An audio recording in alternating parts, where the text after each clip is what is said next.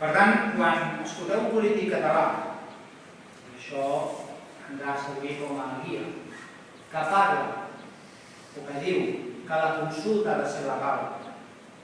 o que la independència ha de ser legal, referint-se a la legalitat espanyola, referint-se a les vies legals dins de la legalitat espanyola per accedir a aquest referèndum, a la convocatòria o a aquesta independència, el que us està dient és que no vol la independència i que està en contra de la independència, però com que això queda molt malament de dir-ho en aquests temps que corren, com que això fa de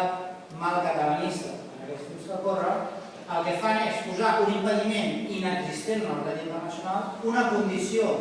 inexistent en el dret internacional, i que a més saben que Espanya mai acceptarà, perquè no cal ser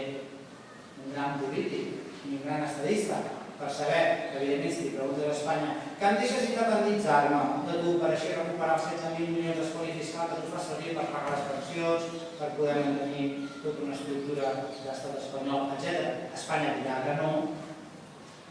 Com que no cal ser un gran estadista per saber que Espanya dirà que no, si tu poses la condició que Espanya et doni permís, què estàs fent?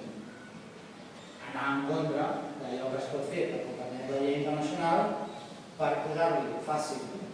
espanyol i posar una excusa en de la taula i no anar cap a la independència. Per tant, no fieu d'aquells que en lloc de buscar solucions,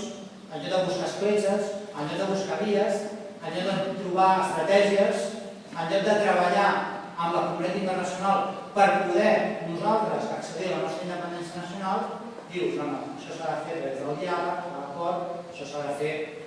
a través d'arribar a que l'estat espanyol ens doni permís per poder fer aquesta cosa. Si al final l'estat espanyol vol canviar la seva llei, vol canviar la seva Constitució per adequar-la a les pautes democràtiques, bé, doncs l'estat espanyol haurà volgut quedar bé amb la comunitat internacional i davant d'un fet consumat com és que a Catalunya s'ha convocat en dia i pregunta un referèndum sobre la independència, l'estat espanyol a correcuita ha volgut dir, com que no volem que igualment el facin i nosaltres quedar en evidència perquè els hem dit que no podia ser, perquè això no entrava dins de la Constitució espanyola i llavors volen canviar la seva Constitució espanyola, doncs molt bé, ens ho mirarem amb respecte i direm, mira, els espanyols han volgut canviar la seva Constitució per encabir el referèndum d'independència que nosaltres ja havíem convocat igualment.